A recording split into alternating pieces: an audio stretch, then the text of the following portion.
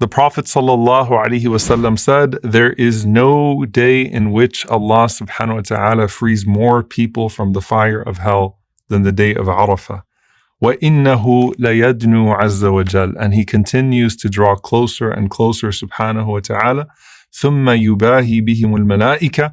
And then Allah subhanahu wa ta'ala boasts to the angels and He says, مَا أَرَادَ هَؤُلَاءِ. What is it that these servants want from me?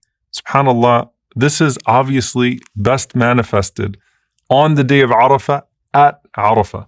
But Al-Hafidh ibn Rajab rahimahullah, he says, Al-'itq min al-nar, the freedom from the fire that the Prophet ﷺ is talking about is li-jami' al-muslimin, for all of the Muslims. It is not restricted to the place of Arafah, as the mercy of Allah subhanahu wa ta'ala is not restricted to a place. This is the greatest day of the year for every single believer, and it marks the initial day of decree where Allah subhanahu wa ta'ala stood us all before Him and all of us were pure. And Allah subhanahu wa ta'ala offers us this opportunity to go back to that purity so long as we acknowledge the original covenant with Him subhanahu wa ta'ala. And I want you to think about all the du'as that you want to make today. And all of those du'as are good, inshallah ta'ala, so long as the ask is good.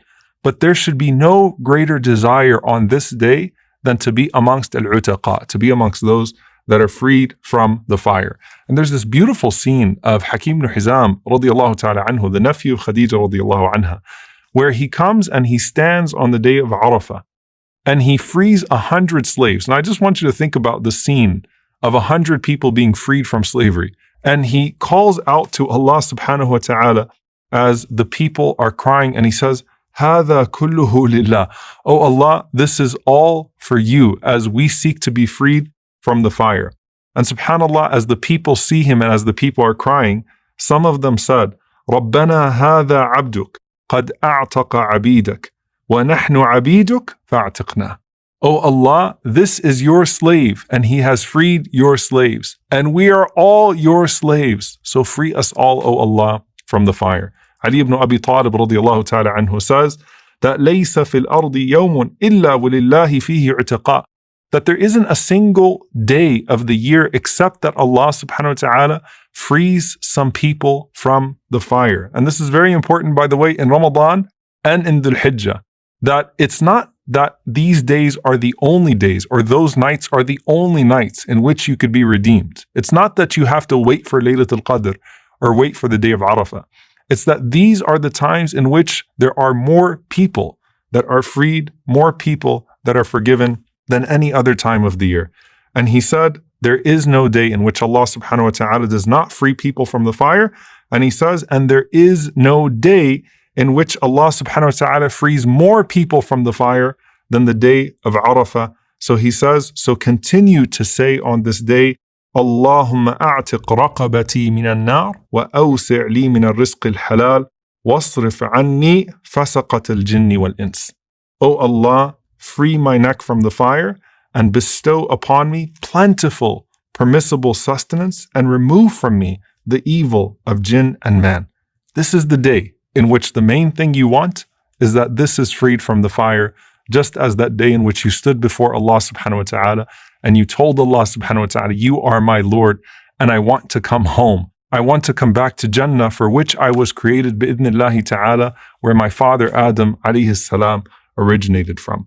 So let's look through this day and let's look through that dua bi'idhnillahi ta'ala.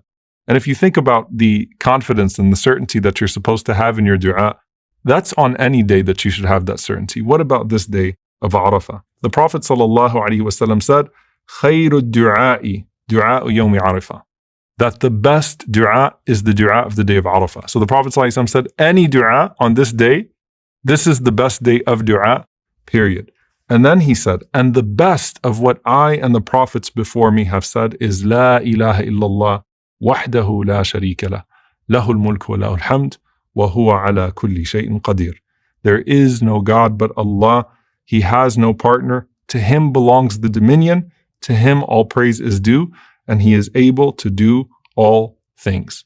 Now, subhanAllah, we spoke earlier with Musa alayhi salam and his describing his weakness in front of Allah. And we call that wasful hal. That's what the ulama mention, is presenting your own weakness, presenting your own vulnerability.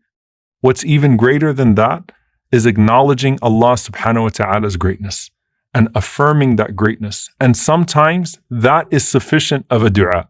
And when those two things go together, then those are the best and most blessed of du'as. And so on Laylatul Qadr, the best dua is, Allahumma innaka afuun. Oh Allah, you are the one who forgives. Tuhibbul afwa. You love to forgive. Fa'fu anni. So forgive me. So you're acknowledging and affirming Allah subhanahu wa ta'ala's greatness and His love to forgive. Because guess what? You didn't get to legislate Laylatul Qadr upon Allah subhanahu wa ta'ala. Allah gave us the gift of Laylatul Qadr. And you did not get to legislate Arafah. Allah subhanahu wa ta'ala gave us the gift of Arafah. So in the same spirit, all you do is you affirm that original covenant with Allah subhanahu wa ta'ala. And then let Allah subhanahu wa ta'ala do the rest. It's not even as much about asking as knowing the one that you are asking. And when you turn towards Him and you say, oh Allah, you love to forgive, how could the one who loves to forgive then look at you at that day when you're crying before Him, when you're saying La ilaha illallah, when your tears are pouring out, when your heart is broken, and when you are looking to Allah subhanahu wa ta'ala with complete desperation, yet complete certainty? How could it be that a person leave this day saying these words and not be amongst the forgiven? And I want to give you one more scene, subhanAllah. It's one of my favorite narrations of the day of Arafah. Abdullah ibn Mubarak, rahimahullah, he said, I went to Sufyan al-Thawri, rahimahullah, on the day of Arafah, and I saw him as he was kneeling upon his knees and his eyes were flowing with tears. So imagine walking up to one of the greatest scholars in the world, and you are one of the greatest scholars of the world too, and you see him on the day of Arafah, and he is on his knees and he is bawling as he's making dua to Allah subhanahu wa ta'ala. And I called out to him and I said, Man aswa'u hadha al-jam'i hala? Who is the person who is in the worst state in this gathering? Like with all of this happening, and he can see the connection that Sufyan has with Allah subhanahu wa ta'ala on this day of Arafah, when we're making these du'as and we're calling upon Allah subhanahu wa ta'ala, who is the person in the worst state? And he said, the person in the worst state is الَّذِي يَظُنُّ أَنَّ اللَّهَ لَا يَغْفِرُ لَهُ. The one who thinks that Allah subhanahu wa ta'ala will not forgive him. That's the person who's in the worst state. If with all of this, you don't have a good assumption of Allah subhanahu wa ta'ala, a good opinion of Allah subhanahu wa ta'ala, then that is misery. Know the one that you're calling upon, and then the du'as will flow. And know that no one will be guided to make dua on this day and fast this day and pray to Allah subhanahu wa ta'ala on this day, except that Allah subhanahu wa ta'ala surely will give them something greater than He gives them anyway, because your Lord is always available to you and your Lord is always willing to forgive you.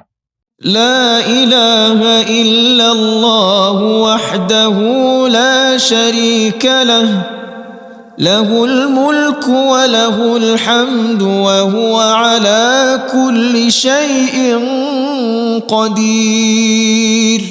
اللهم أعتق رقبتي من النار وأوسع لي من الرزق الحلال واصرف عني فسقة الجن والإنس